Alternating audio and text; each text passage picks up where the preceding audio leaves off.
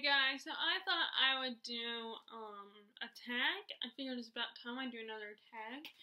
I've been trying to make my own original one, but I keep hearing watching people say that they, when I watch these videos where people complain at how sometimes a lot of the tags that they want, a tag is a little more original, that in a lot of tags are just like, what's your favorite of this book, or, where you ask a question where you basically are sharing your favorite or like what you like.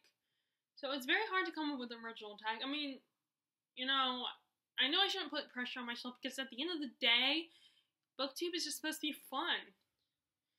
But I would like to one day create an original tag. But for now, I'll just keep doing other people's tags.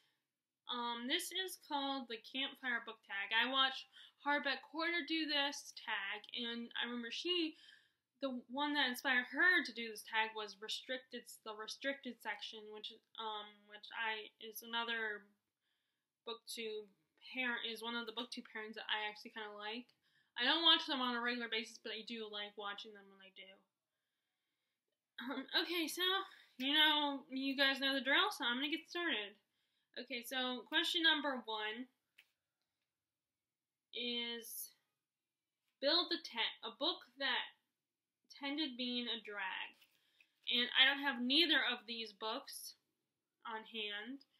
One of them was from the library, and the other one was one I borrowed from my sister.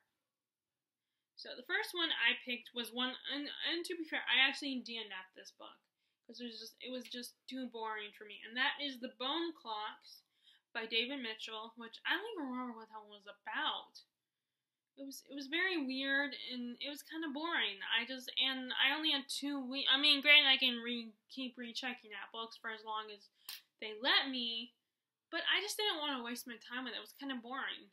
I mean, I still want to try to read Cloud Atlas, but then if Cloud Atlas is as long as the other one, then, I would rather borrow it from, like, a friend or something than borrow it from the library, because I don't want to keep checking it out. So the second one I said, which is one that I did actually finish, was All the Light We Cannot See. Anthony Doerr. I don't know how to say his last name. You would think I would love this book, because I do, because historical fiction is one of my favorite genres, but this was it was too long, in all honesty. I mean, I like the subject matter, it was definitely interesting, but it was too long. And I felt like I was kind of rushing through it. And so it wasn't as good in my opinion. And maybe it was one of the times where I did get caught up in the hype. And I was like, oh, everyone loves this book, so I'm going to check it out. And then it ended up boring me. I like to think that I don't get caught up in the hype and I just ignore it, but maybe I do sometimes. So question number 2 is Build a Fire, a book you are proud of finishing. The Secret, and I said,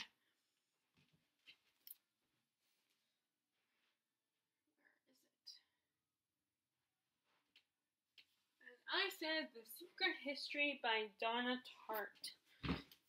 This is one I started way back in early spring, maybe in the winter time, I don't remember, and I finished it in May, at the first week of May. My birthday month, actually. And this is, I only have read a handful of books that are this length. So it was definitely an accomplishment that I actually finished this book. But as usual, the other thing is when I read books this length, I take a year to read them, or maybe even a few years to read them, because I take several breaks in between readings of these books. I enjoy them, but it's just, there's so much in the story. So it's like, I need to take a breath, especially because I read so much for the longest time. I read so much YA, so I'm not used to reading these books this length. And after I read this, my mom pointed out to me that there's a Face of the David statue on the cover. I didn't realize that. I didn't know what the cover was, But then my mom was all like, "Isn't that the statue of David on the cover?" And I was like, "Oh my!" And I looked at it, and it was like, "Oh my god, yes!" I mean, I don't know what I thought the cover was, but yeah, I didn't realize that this was the statue of David. I think it's David, the famous statue, or sculpture, whatever you call it. But yeah, so I was very proud I finished this one. Did I have any others on here? Nope, that's the only one I put on there. Okay, question number 3. Roast Marshmallow. A mushy sweet book you couldn't help but devour. Okay, so I'm gonna be honest here. I went through, before I realized I don't like romance, I did read quite a bit of romance, particularly Nicholas Sparks books. And I still have a soft spot for them, and I still think of them fondly. So, my answer to this question, the Roast the Marshmallow one, is The Notebook by Nicholas Sparks. I don't have it anymore, because I got rid of all my Nicholas Sparks books. But this is a story about, it's set with 2 timelines. This old couple, the husband is reading to his wife who has Alzheimer's, which now, to this day, I can't, not just because of the romance, but I'm going to be honest here and share something personal.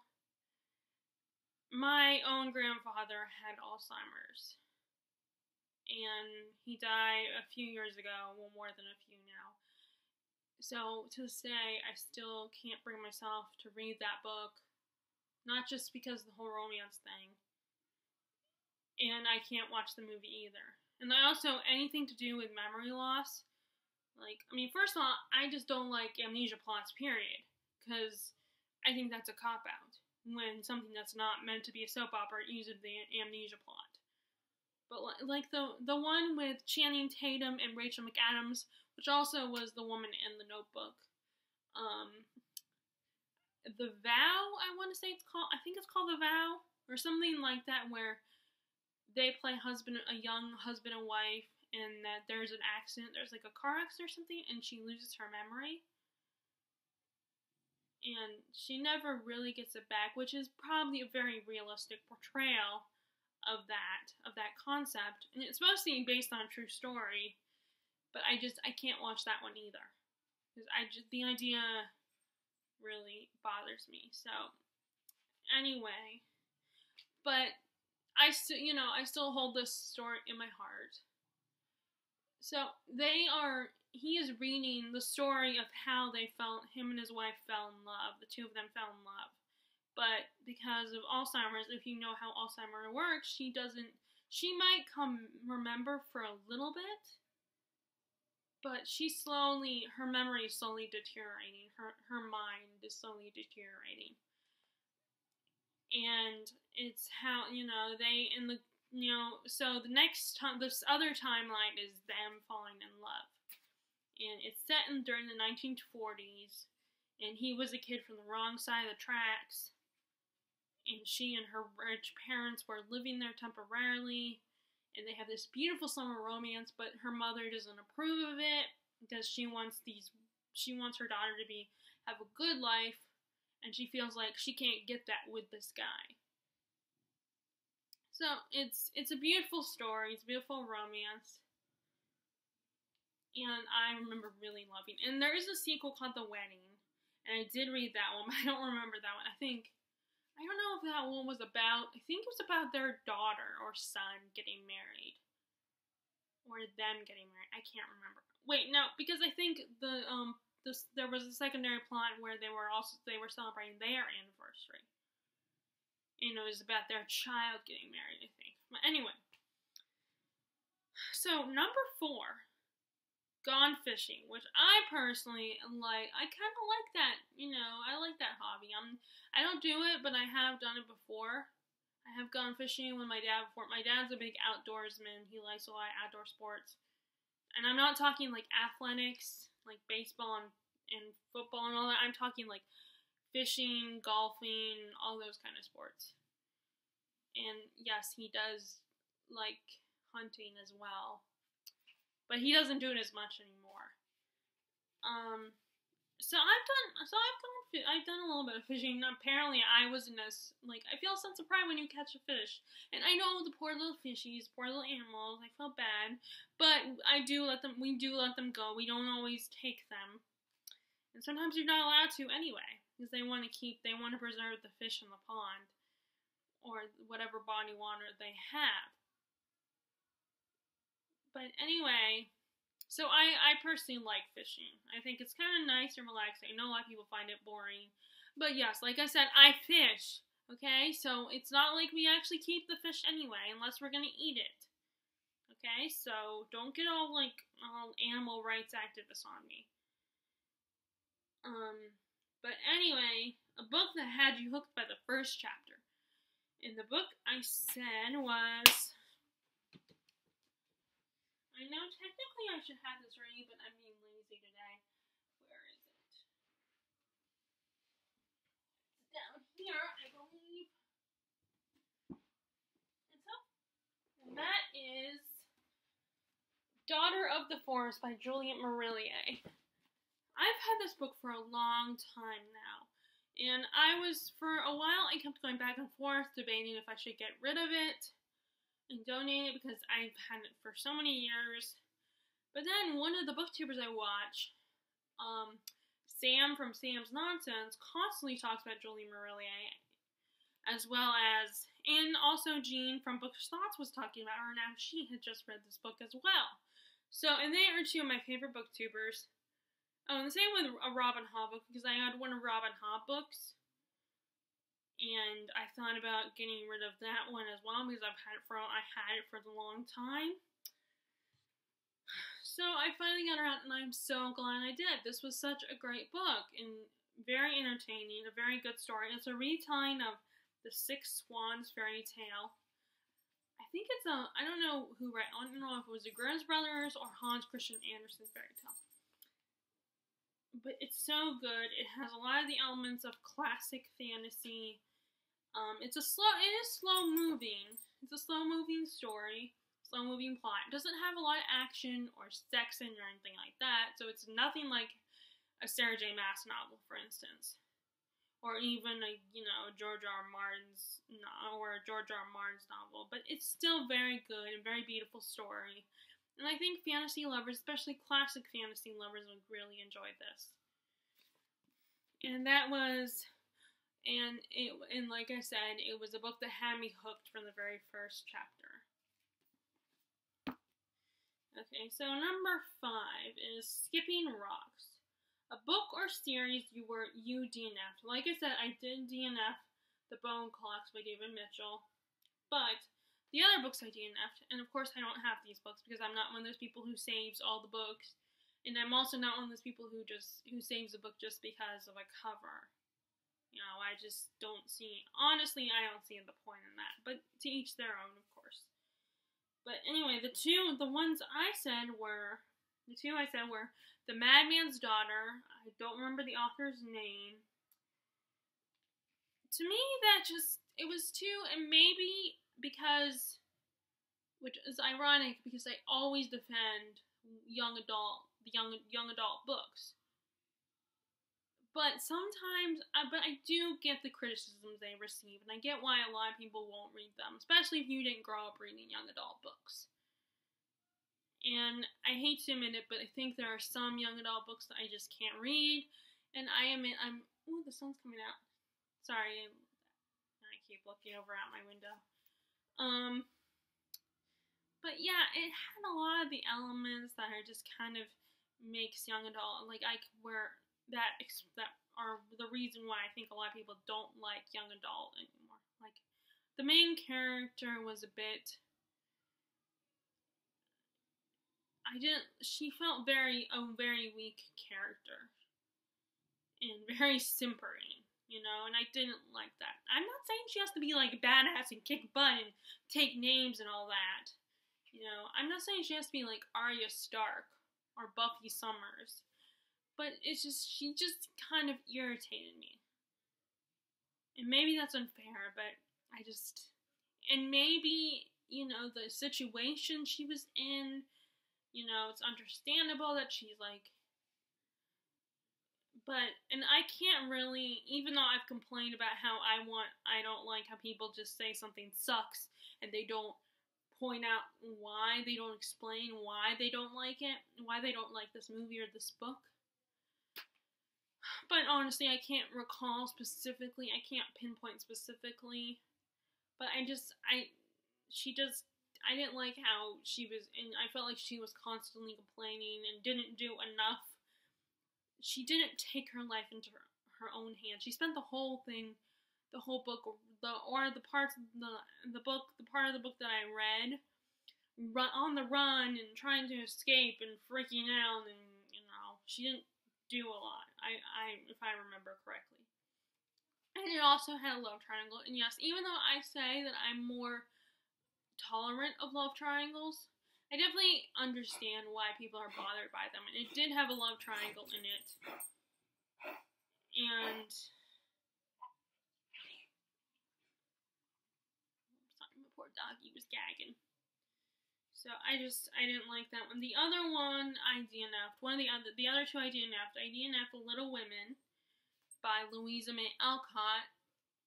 It was too sickly sweet. It was just too sweet and sentimental. Like, I love the 1994 movie with Winona Ryder, Claire Danes, Susan Sarandon. I liked that movie. It was really good, and I loved Jo in that movie, and I have been wanting to read the book. So I got it, and I was a little disappointed. It was just, like I said, it was too sickeningly sweet. It was very sentimental, and I don't like sentimental books. Or where it's obvious that they're meant to be sentimental. And then the other one, I DNF'd the Legend trilogy. I did read Legend, and I finished it. And I liked it. And I did read most of Prodigy, I think. Or at least half of it. But like I said, I have a problem with memory loss plots. I think most people, this book has been around for a while, so I think most people, and I'm sorry, and I get that you might be annoyed by that and won't like people spoiling a plot for you, but there is a memory loss plot in the story. And I didn't care for that. I wasn't even that big of a fan of the characters anyway. They were kind of cool, and the whole military thing was kind of interesting, but I wasn't that into it anyway. Okay, so number 6, Campfire Songs. A book you are always singing its praises. This one was kind of hard. Because I'm not one of those people who's constantly talking about, unless I know you're already interested in the book, and that you've read it and stuff like that. And my best friend, as in Terry, the one you guys met, she doesn't like a lot of as I've said multiple times before, she doesn't like a lot of the same books I like. So I can't constantly talk to her. And then at the people that I can talk to, at that point, I'm not talking about those books. I'm not constantly talking about the books that I love with them. So, but my answer, let's see if I can get it.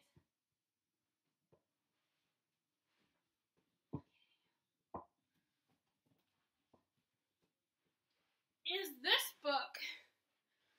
I ended up choosing one I just finished, and that is Mistborn by Brandon Sanderson, The Final Empire. This is the first book in a trilogy where the bad guy wins and is currently ruling their kingdom or whatever. And a group of rebels have decided to defeat him and help the common people who are oppressed the most, the Ska, by this Lord Ruler guy. And yes, they actually call him the Lord Ruler. And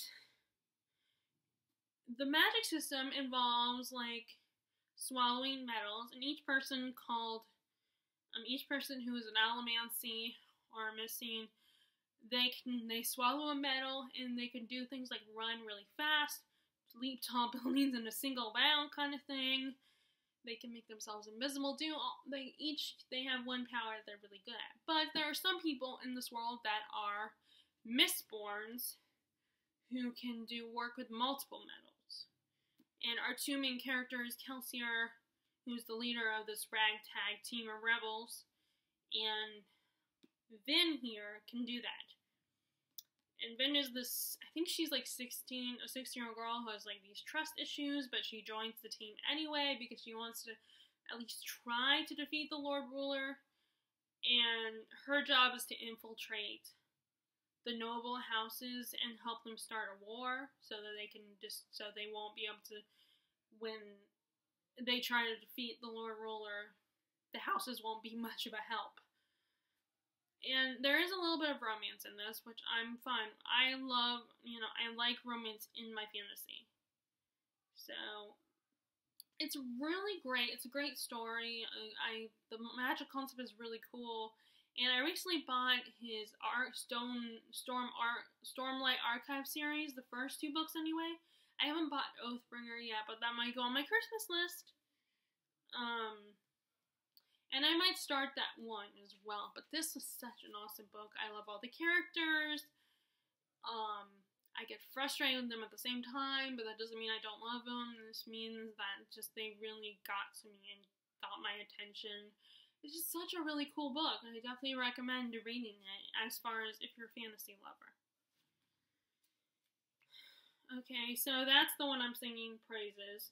Okay, question number 7. The Night Sky, a book that made you think deeply about an aspect in the world. This is another one that I don't have. This one I actually got from the library, and that is Between Shades of Grey by Ruta Sepetys. This was about a topic that we don't hear a lot about when we talk about World War II in the early 30s into the 40s.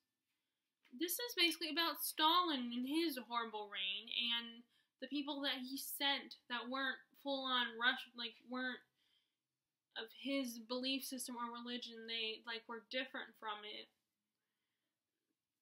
And he would put those people in labor camps and work them to the bone and everything. And this was about this one girl and her experience during that time.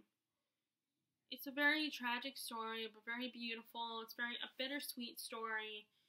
And it's nice to hear about an aspect of this time period that we don't hear a lot, because everybody hears about the whole Nazi takeover and the Nazi party and everything, what Hitler did, and everybody hears about the whole Jew situation, especially like Anne Frank and all that, and we hear about World War II, the actual war itself, and the attack on Hiroshima, attack on Pearl Harbor, and all that, but you don't hear about this part. So I feel like it was nice to read a book about that talked about that. And she also wrote another one called, I just was thinking about it, but now I can't remember. Salt to the Sea, which is about this horrible maritime disaster that I think they said it was a lot worse than Titanic. But again, you don't hear about that one. But that one was also really good too. But they are YA books, so just to be warned, if you're a little if you're reluctant to get into it, if you're not a huge fan of YA. But yeah, I feel like because it's about an important issue that isn't rarely ever addressed in books.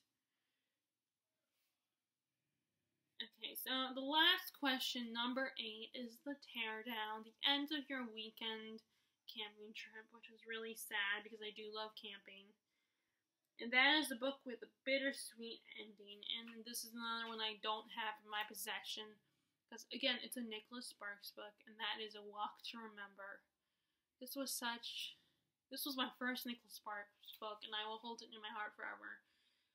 This is about a young man and how the young woman who changes his life and becomes I'm trying not to rhyme here, but becomes his wife and everything. And it's about his relationship with her. He was this tough, rebellious little punk. Him and his friend did all these stupid things. He was part of the cool group at school, and he meets this girl. He runs into there's this girl at his school who she's very shy and quiet. Her father is the minister in their town.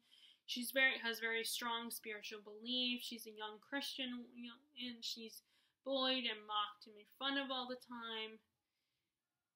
And he just has this moment where he starts to connect with this girl, and eventually he falls in love with her. But the tragedy is that she also has leukemia, which is a form of cancer. And, it's about his reaction at how he handles that, and how he does everything in his power to take care of her and be there for her during this horrible time. And like I said, they eventually get married. But I'm sure if you are familiar with Nicholas Sparks books, I'm sure you guessed how this ends, and why it's bittersweet. Okay, so yeah, that was the Campfire Book Tag. I don't like tagging people because I feel like I haven't been around long enough to really tag anybody, but if you guys are interested in doing this tag, please feel free to do it and consider yourselves tagged. If you like this video, be sure to give it a thumbs up, and if you haven't already, please click subscribe. I would really appreciate it. And I hope to all the people who already are subscribed to me, you guys continuing enjoying my videos and are enjoying your reading. And I will talk to you all later. Alright, bye!